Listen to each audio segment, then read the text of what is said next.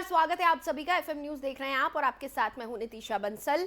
चलिए शुरुआत करेंगे उत्तर प्रदेश से जुड़ी खबरों की। सबसे पहले हम आज बात करेंगे हिमाचल प्रदेश की, क्योंकि आज वहां पर चुनाव प्रचार का आखिरी दिन है और दोपहर 1 बजे बल में सीएम योगी की चुनावी जनसभा आज हुई है। 1:55 पर सीएम मंडी के कंशा चौक पर जनसभा को संबोधित करेंगे। 3:50 पर सीएम योगी स्टार प्रचारक के रूप में ऊना के गगरेट में चुनावी जनसभा करेंगे। तो उत्तर प्रदेश के मुख्यमंत्री आज हिमाचल के दौरे पर हैं। यहां पर क्योंकि आज आखिरी दिन है चुनाव प्रचार का, तो तमाम पार्टियां अपनी तरफ से ताकत झोंक रही हैं और स्टार प्रचारक के तौर पर सीएम योगी आदित्यनाथ आज हिमाचल में रहेंगे मौजूद। यहां पर अलग अलग जगह जनसभाओं को संबोधित करने वाले हैं सीएम योगी आदित्यनाथ। आपको बता दें 3:50 पर सीएम योगी स्टार प्रचारक के रूप में ऊना के गगरेट में चुनावी जनसभा को संबोधित करेंगे। 1:55 पर सीएम मंडी के कंशा चौक पर जनसभा को संबोधित करेंगे। वहीं 1 बजे का वक्त उनका जनसभा के लिए रखा गया था बल्ह में, जहां पर चुनावी जनसभा का आज आयोजन किया गया है।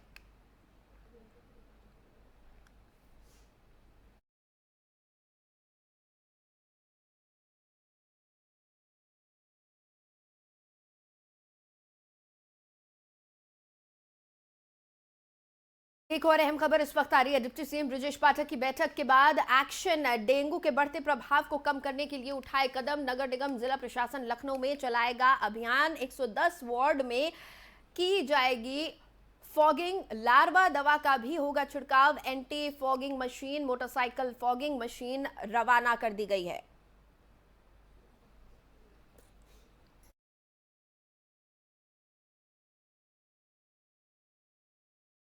तो बता रहे डिप्टी सीएम बृजेश पाठक की बैठक के बाद एक्शन हुआ है। एक्शन में आ गया पूरा प्रशासन। डेंगू के बढ़ते प्रभाव को कम करने के लिए कदम उठाए जा रहे हैं। नगर निगम जिला प्रशासन लखनऊ में अभियान चलाएगा। 110 वार्ड में फॉगिंग की जाएगी। लार्वा की दवा का भी छिड़काव किया जाएगा। एंटी कॉम्बिंग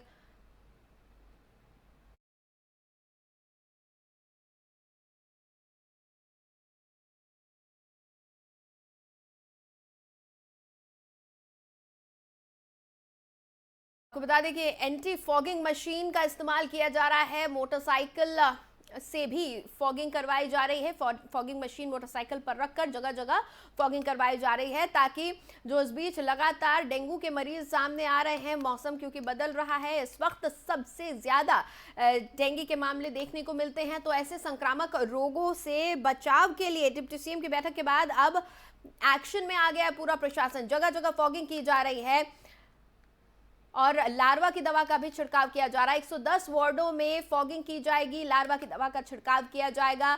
नगर निगम और जिला प्रशासन जो है लखनऊ का, ये अभियान चला रहा है। तो बड़ी खबर आपको बता रहे हैं इस वक्त की हम।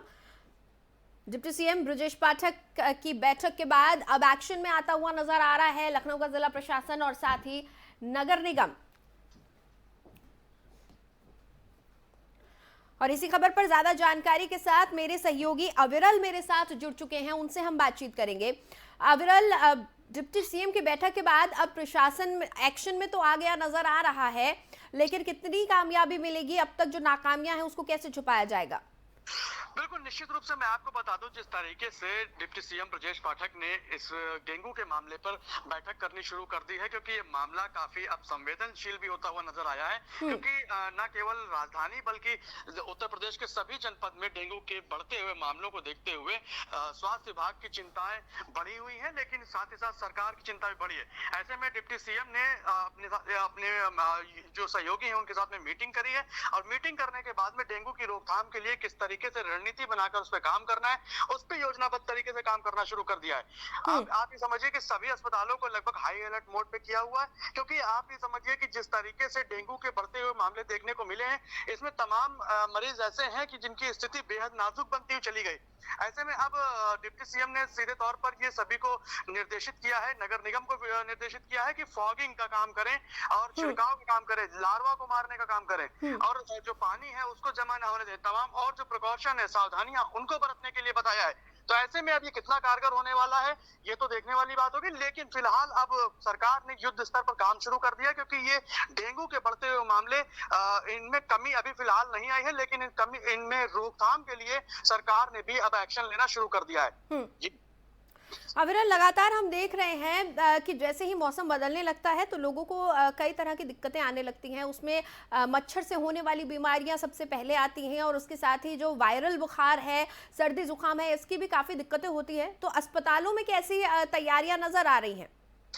बिल्कुल, देखिए मैं आपको बताऊं कि जिस तरीके से आप समझिए कि जो बारिश का मौसम था उसमें अच्छी बारिश नहीं हुई, लेकिन उतरते हुए मौसम में बहुत ज्यादा बारिश हुई। ऐसे में तमाम जगहों पर जलभराव हुआ। जलभराव के कारण में वहां पर मच्छरों के जो पनपने की जो एक संख्या थी वो बहुत तादाद में बढ़ती हुई नजर आई, जिसका प्रकोप देखने को मिला। समाज के अंदर में बड़ी मात्रा में डेंगू फैला। ऐसे में वायरल बुखार, यानी जब मौसम बदलता है तो वायरल सीजनी बुखार जो है वो सबको होने लगता है, और साथ ही साथ अगर डेंगू उसमें अपनी जो है पैठ बना लेता है तो ये बहुत ही ज्यादा चिंता का विषय हो जाता है। ऐसे में आप समझिए कि तमाम जितने भी सरकारी अस्पताल हैं वहां पर भीड़ लगी हुई है कि लोगों में बुखार की जो समस्या है वो ज्यादातर देखने को मिल रही। हालांकि अब आप समझिए कि ऐसा शायद ही कोई घर रहा होगा जिसमें वायरल का बुखार नहीं आता, लेकिन साथ ही साथ अगर डेंगू भी वहां आ जाता है तो ये बहुत ही ज्यादा चिंता का जो है सबब बना हुआ, विषय बना हुआ है। ऐसे में डिप्टी सीएम ब्रजेश पाठक ने सभी सीएमओ को सीधे तौर पर बताया है कि वो भी निरीक्षण करें अस्पतालों का और वहां पर व्यवस्थाओं का जायजा लें,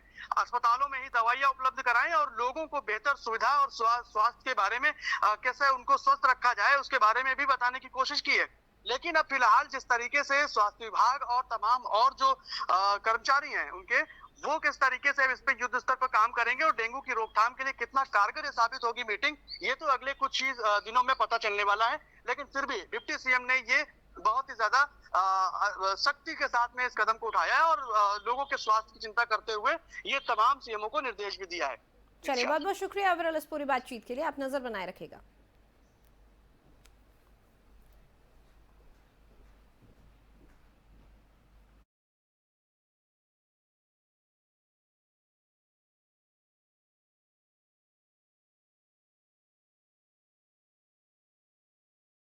खबर इटावा से, जहां पर थाना क्षेत्र बकेवर के अंतर्गत ग्राम बिजौली में एक 16 वर्षीय नाबालिग मूक बधिर और मानसिक रूप से विक्षिप्त किशोरी के साथ दुष्कर्म हुआ, जहां अब किशोरी दुष्कर्म के बाद गर्भवती हो गई है। और बताया जा रहा है कि एक दरिंदे ने किशोरी का फायदा उठाते हुए कई बार उसके साथ दुष्कर्म किया था, पर किशोरी मानसिक रूप से विक्षिप्त और मूक बधिर थी, जिसकी वजह से वो बोल या सुन नहीं पाती थी और इसी के चलते दरिंदों ने बार बार नाबालिग किशोरी के साथ दुष्कर्म किया। जब पीड़ित के परिजनों ने किशोरी का मेडिकल परीक्षण कराया तब जाकर परिजनों को इस बात का पता चला कि लड़की 5 महीने की गर्भवती है और उसके साथ गांव के ही दरिंदे चंद्रकिशोर सविता ने बहला फुसलाकर बार बार उसके साथ दुष्कर्म किया और मूक बधिर और मानसिक विक्षिप्त होने के चलते पीड़ित नाबालिग अपनी आप बीती नहीं बता पाई। परिजनों को जैसे ही इस दरिंदगी की जानकारी हुई वैसे ही परिजन पीड़ित नाबालिग किशोरी को लेकर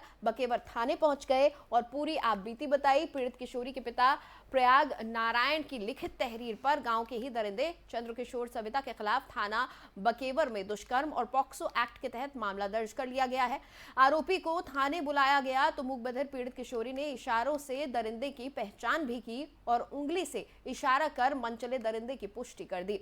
वहीं पीड़ित के परिजनों ने थाना बकेवर पुलिस पर आरोपी को छोड़ने का भी आरोप लगाया है और इटावा के थाना क्षेत्र बकेवर के अंतर्गत ग्राम बिजौली की ये पूरी घटना बताई जा रही है।